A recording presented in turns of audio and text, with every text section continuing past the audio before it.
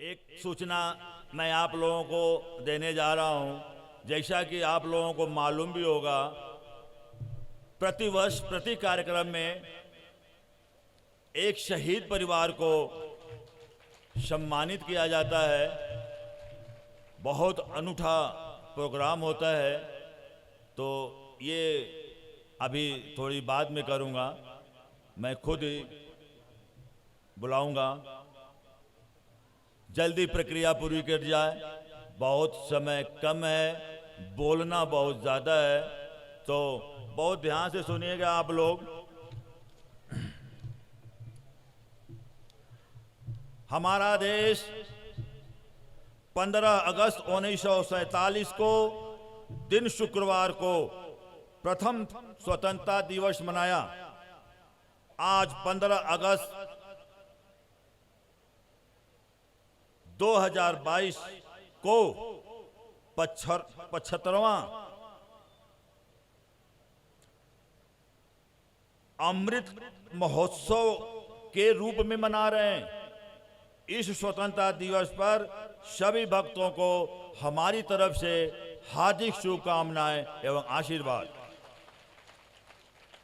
पूरा देश आज झूम रहा है। पूरा देश आज आजादी का 75वां दिवस, स्वतंत्रता दिवस मना रहा है। आज देश में खुशियां ही खुशियां हैं, जैसी खुशियां आप लोगों के चेहरे पर झलक रही है।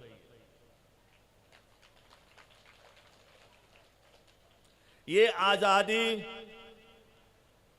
कोई हमें थाल में सजा के नहीं मिली है, इसमें बहुत बड़ी कुर्बानी देनी पड़ी है। कितने माताएं एवं बच्चे अनाथ हो गए, कितने घर उजड़ गए। अंग्रेजों द्वारा बहुत बड़ी यातनाएं दी गई है, सुनकर रोंगटे खड़े हो जाते हैं। और इसी क्रम में हम कुछ आजाद में शहीद होने वालों की व्याख्या कर रहा हूं, बहुत ध्यान से सुनिएगा। चंद्रशेखर आजाद, भगत सिंह, अशफाक उल्लाह, राम प्रसाद बिस्मिल, लाला लाजपत राय, खुदीराम बोस, सुभाष चंद्र बोस, सुखदेव, शिवराम हरि राजगुरु, राहुल सांकृत्यायन, हेमू कालानी, पुलिन बिहारी दास, अनंत लक्ष्मण कान्हेरे, बिरसा मुंडा, शांति घोष, गणेश शंकर विद्यार्थी, मदन लाल डिंगरा आदि अनेकानेक शूरवीरों ने अपनी कुर्बानी दी है, तब जाकर के ये आजादी मिली है।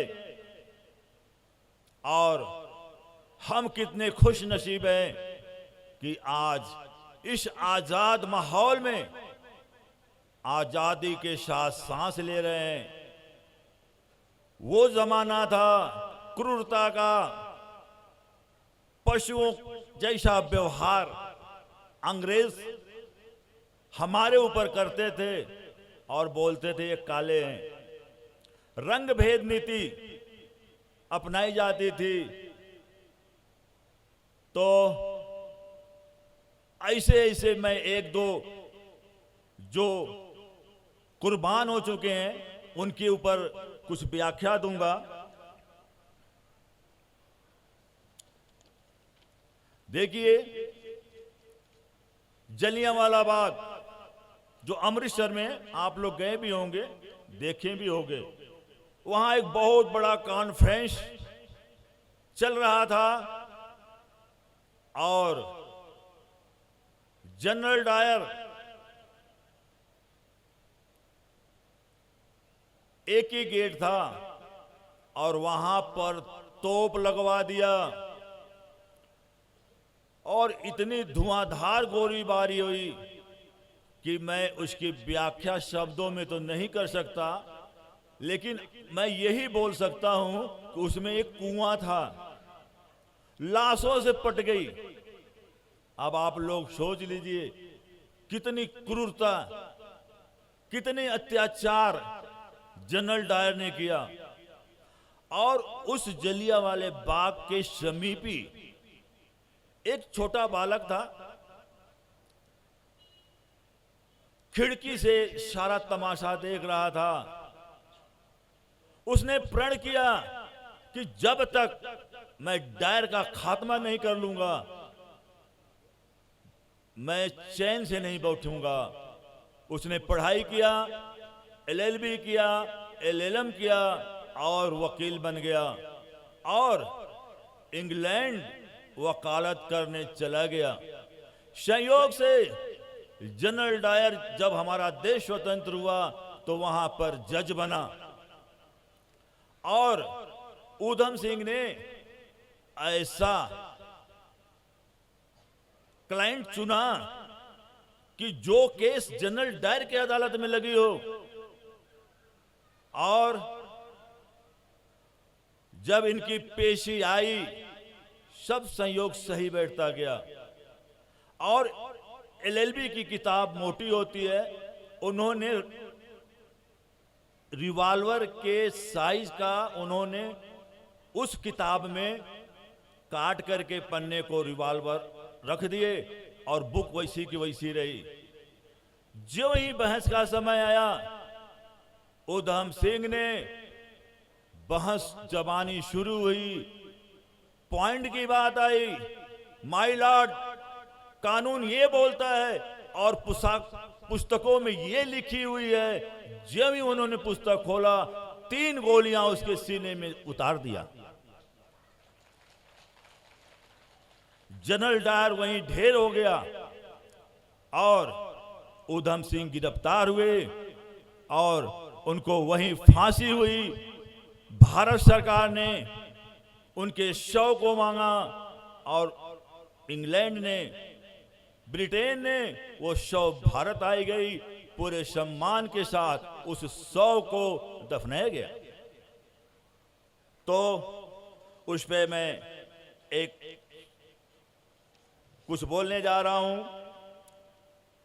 सरफरोशी की तमन्ना, सरफरोशी की तमन्ना आज हमारे दिल में है। देखना है जोर कितना बाजुए कातिल में है। छोटा छोटा दृष्टांत दूंगा। चंद्रशेखर आजाद आप लोग देखे ही होंगे, ट्रक पर भी बना होता है तो उनकी एक हाथ मोछ पे ही होती है। ये आजादी के दीवाने, परवाने, जो कि एनी टाइम अपने को मरने के लिए तैयार हैं, उनको जिंदगी का कोई मोह नहीं है। उनको मोह सिर्फ इस बात का है कि हमारी भारत माता की जो पराधीनता की बेड़ियां हैं वो काट दी जाए, चाहे प्राण मेरे भले ही चले जाएं। ऐसे ऐसे हमारे देश के तो अंग्रेज उनके कृत्य से बौखला गए। चंद्रशेखर आजाद बहुत अंग्रेजों को मारे और अंग्रेज खोजते ही रह गए, खोजते ही रह गए। देखिए, देश में गद्दारों की भी कमी नहीं है। उन्होंने इनाम रखा, गुप्तचर व्यवस्था किया और गद्दार को बहुत पैसे की लालच दिए। तो किसी गद्दार ने बताया कि इस समय वो इलाहाबाद में है। अंग्रेजों की सेना ने चंद्रशेखर आजाद को घेर लिया और जब उन्होंने घिरा हुआ पाया तो यहां से इलाहाबाद भी बोल गए होंगे। अल्फ्रेड पार्क आज भी है वो, वहां एक पेड़ के ओट सहारा लेके जो उनकी फॉरेन पिस्टल थी उससे फायरिंग करने लगे। वे तब तक लड़े जब तक उसमें गोली थी और जब एक गोली बच गई उन्होंने सोचा इन पापियों के चंगुल से बचना, इन पापियों के चंगुल में जाने से खुद अपने को गोली मारना ही बेहतर है।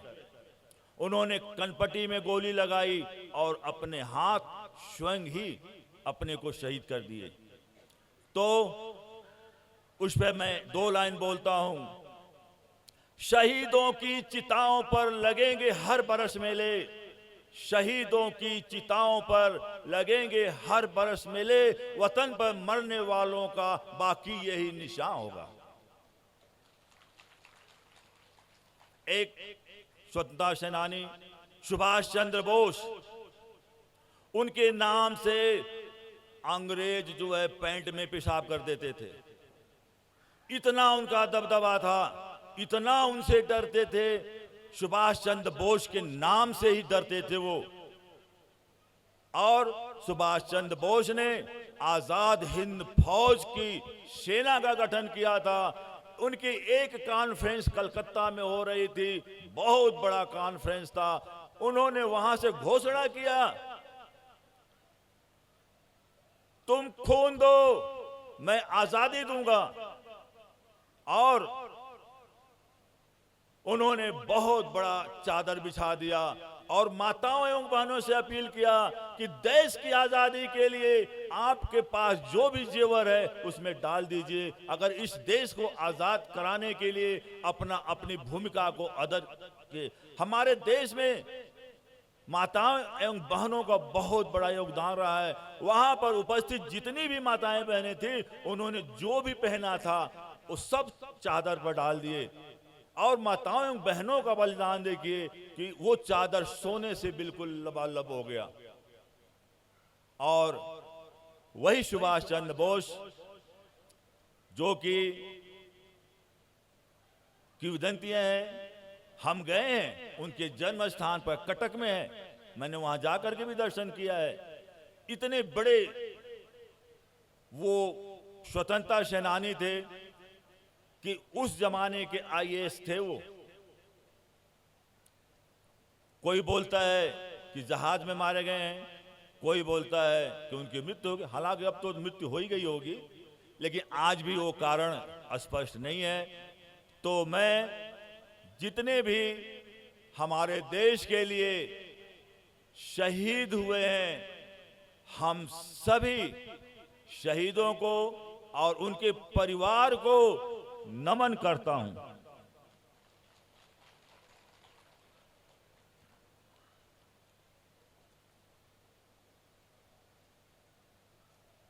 देखिए, एक ऐसी प्रथा है कि जो हमारे बीच में शहीद परिवार बैठा हुआ है, हम उनका सम्मान करेंगे और आप लोगों को इत्तला जरूर देंगे कि कोई भी फौजी हो या शहीद परिवार हो, कभी उनको अपमानित नहीं करना। अगर आप उनको अपमानित करते हैं तो आप देश का अपमान कर रहे हैं, राष्ट्र का अपमान कर रहे हैं। क्योंकि आज जो हम सुकून से सोते हैं, ये बॉर्डर पर बंदूक लेके खड़ा होते हैं तो हम अपने घर में सोते हैं। कितनी बड़ी कुर्बानियां हैं और हम लोग ऐसे छीटाकशी करते हैं। तो हम वॉलंटियर से अपील कि जजमान को ससम्मान शहीद परिवार को स्टेज पर लाएं।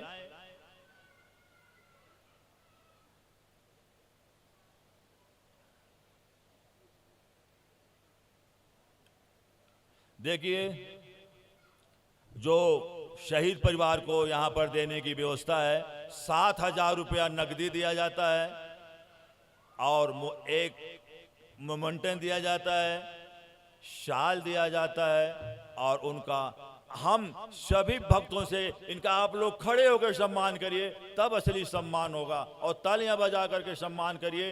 ये शहीद परिवार है जो बहुत ही पूजनीय है और आदरणीय है।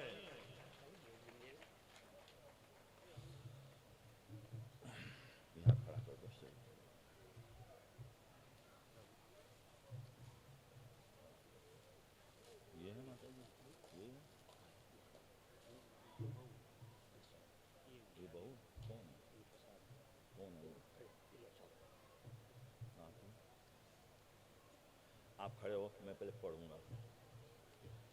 देखिए, हम शहीद परिवार के विषय में अब आप लोग बैठ जाइए।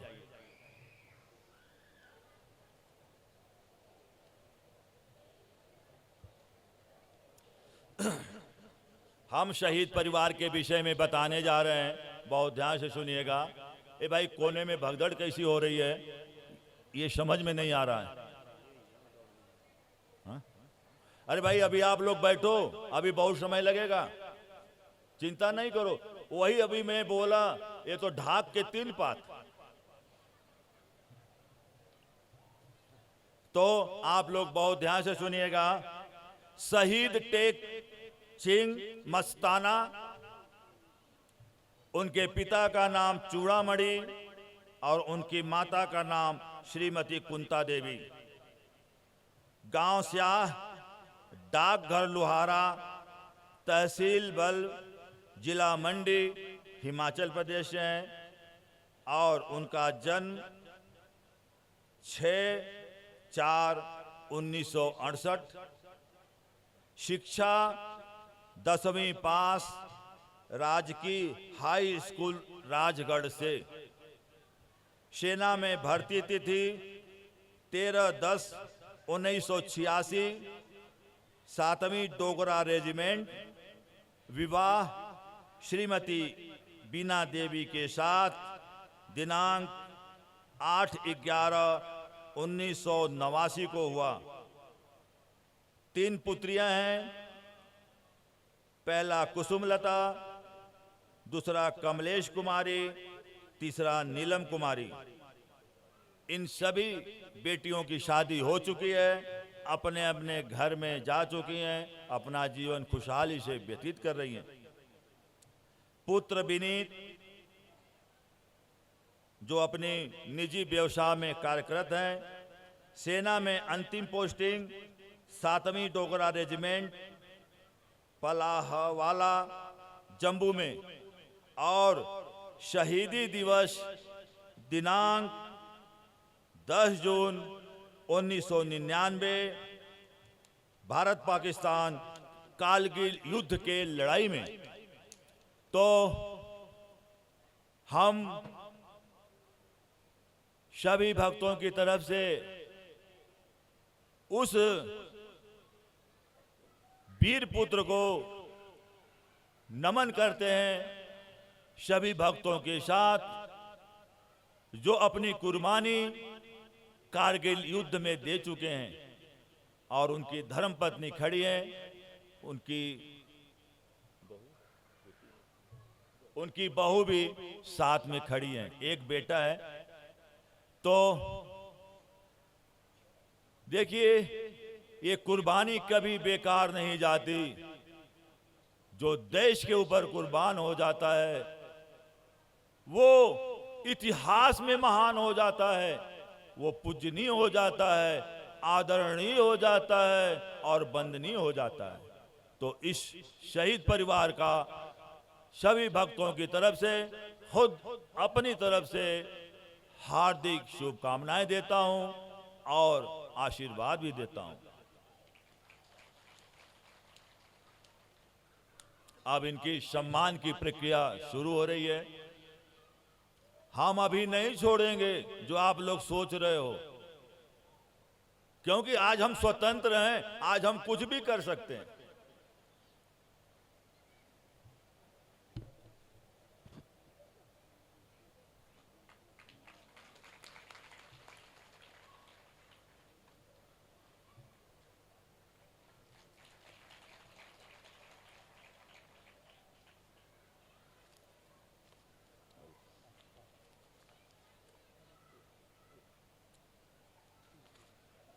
₹7,000 शहीद परिवार को इस गद्दी से, मंच से देने की व्यवस्था है, तो वो मैं अर्पित कर रहा हूं। पटका दो।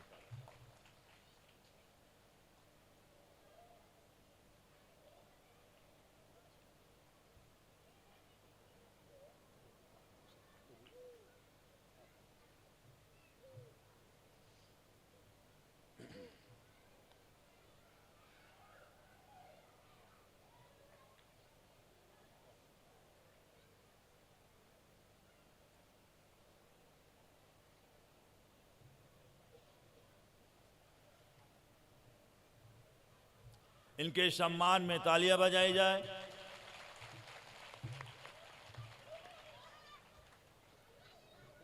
भगवान भोलेनाथ और माता पार्वती जी से यही प्रार्थना करते हैं कि परिवार खुशहाल रहे और सदैव ही ये इनके ऊपर उनकी कृपा बनी रहे।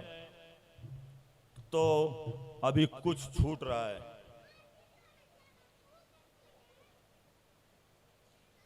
अब आप लोग बताओ क्या छूट रहा है?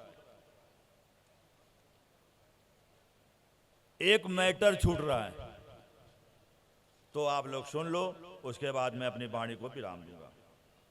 गोवंश भारतीय जीवन का आधार है। गोवंश भारतीय जीवन का आधार है। प्राचीन काल से ही गौ का पूजन सेवा चली आ रही है, लेकिन आज पशुवध में गोवंश खत्म करने का जो मंसूबा बनाया गया है वह चिंता और चिंतन का विषय है। पूरे विश्व में 4 माताएं बताई गई हैं। पूरे संसार में या शास्त्र में भी 4 माताएं बताई गई हैं, जिसमें भूमाता, गौ माता, गंगा माता और घर की माता। उनकी रक्षा करना हर पुत्र का दायित्व है। जो भी इन माताओं की रक्षा नहीं करता या अत्याचार इन पर करता हो, वो पुत्र नहीं कुपुत्र है। ऐसे बेटों को जीने का नैतिक अधिकार नहीं है। गाय को राष्ट्रीय पशु का दर्जा मिलना चाहिए। ये हम गवर्नमेंट से मांग कर रहे हैं कि गाय को राष्ट्रीय पशु का दर्जा मिलना चाहिए। भारतीय संस्कृति को बचाना है तो गाय को बचाना ही होगा। आप गाय को बचाइए, गाय आपको बचाएगी, पूरे देश को बचाएगी। इन्हीं शब्दों के साथ स्वतंत्रता दिवस की हार्दिक शुभकामनाएं देते हुए हम सभी को शुभकामनाएं देते हुए अपनी वाणी को विराम देता हूं और आप लोगों को आराम देता हूं। मैं गीतानंद सरस्वती, गुरुमूर्ति स्वामी श्री वेदानंद सरस्वती जी महाराज, गुरुमूर्ति गुरु दत्तात्रेय महाराज, संत समाज, व्यास जी महाराज, ब्रह्म समाज, विद्वत परिषद एवं सभी देवी देवताओं की तरफ से आप लोगों को आशीर्वाद एवं धन्यवाद देता हूं कि आप लोग धार्मिक रूप से, सामाजिक रूप से, आर्थिक रूप से, शारीरिक रूप से और मानसिक रूप से मजबूत हों और आपके जीवन में सुख, समृद्धि एवं शांति सदैव बनी रहे। और अंत में सर्वे भवन्तु सुखिनः, सर्वे सन्तु निरामयाः, सर्वे भद्राणि पश्यन्तु मा कश्चित् दुःखभाग् भवेत्। ओम शांति शांति शांति।